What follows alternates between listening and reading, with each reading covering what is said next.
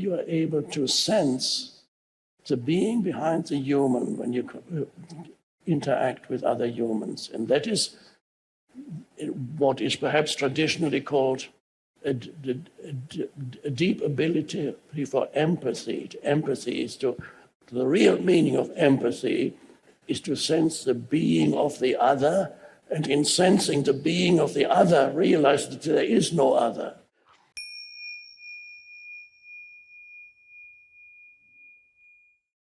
How this person relates to other humans changes in a wonderful way. The ability to sense the being of the other human beyond the human dimension is there. And that means when you encounter other humans, you sense that which you share with them, which is the consciousness itself, the unconditioned, the being. You recognize you're able to penetrate, so to speak, beyond the human conditioned entity. It's there, yes. And some human conditioned entities are horribly obnoxious, terrible jerks. Some forms of conditioning are really very obnoxious. And yet, beyond that, there's the being.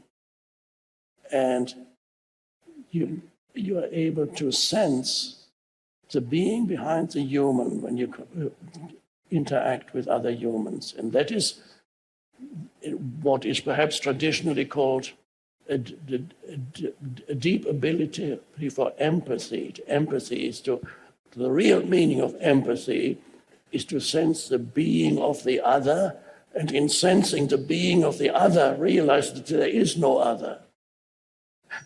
And so when you sense this shared being, this sensing of the shared being, that is called love, real love. So you love the other when you can sense the shared being, which is beyond. There's no mental concept, play no role in this whatsoever. They are part of the human dimension. And that is a wonderful thing, to sense the being of the other. Then you love everybody you meet, but not in the conventional sense, and they may not even recognize that you love, because you don't go around and saying, I love you. You don't need that. You don't need to say that. They would misinterpret it anyway, because what is conventionally called love is something very different. It's an egoic thing, which says, I need you, don't you dare leave me. Come here. As I wrote somewhere, Spanish language is more honest, because the usual Spanish for I love you is te quiero, which means I want you. There's a more poetic way of saying it, but not many people say te amo, which is more poetic. But most people say in Spanish say, I want you, which means I love you. That's very honest, because that's how the ego operates. So ultimately, when you love another human being, that is the recognition that ultimately the other is not other. And the ego does the opposite. The ego needs to emphasize and amplify the otherness of others. It does it by continuously criticizing and judging and complaining about others. So you emphasize the otherness of others in order to strengthen your own fictitious identity. Look at them, look at him, look at me. Oh, I always implied in that is your superiority, which is also fictitious. This is the only identity, this identity in being is the only identity that does not require the other for its identity. The ego needs, as I mentioned earlier, the ego needs the other to define its identity. When the other is not other, it's meaningless. I gave the example of everybody's given a Ferrari. Every human has one. It becomes meaningless. the other who does not have this hierarchy, that gives it meaning. Everybody is suddenly the same race as you, then race becomes meaningless. You cannot no longer define yourself as being a particular race when every other human is exactly the same race as you. It no longer works for your self-identity at all. You need to find something else. So in the egoic identity, you cannot do without the other. You need to emphasize the other, and you need to make, if possible, you need to make the other an enemy, then it gets even stronger. If you can transform others into enemies, that really strengthens the human ego. And the ego loves that.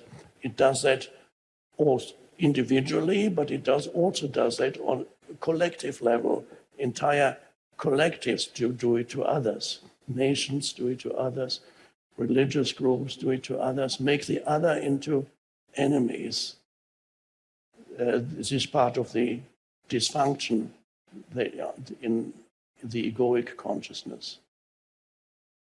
So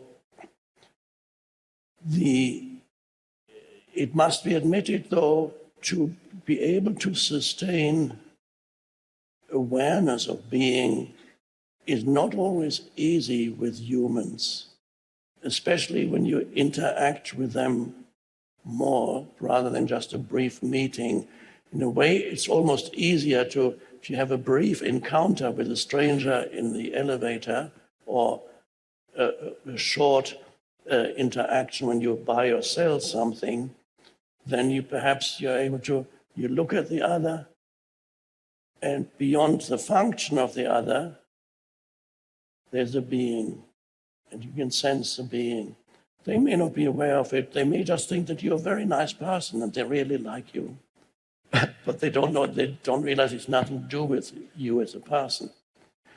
When you recognize the being of another, this tends to happen, that people like you very much, but they are confusing you as the person with the being. But that's fine. It's not easy with humans to penetrate into, to sense their being. I must admit, some humans make it very difficult.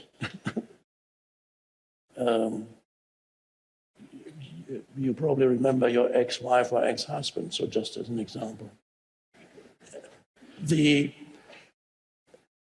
It's easier to start with nature. Don't label it. Recognize the flower in its beauty, allow it to be, and continue to give it attention, and sense the being of you as you perceive the flower. Sense that the presence that makes it possible for you to perceive the flower. And that is a still presence. And then you look at that flower and you can sense its beingness also. Nature is easier to practice this ultimately realization of oneness in nature than with human beings. Human beings are difficult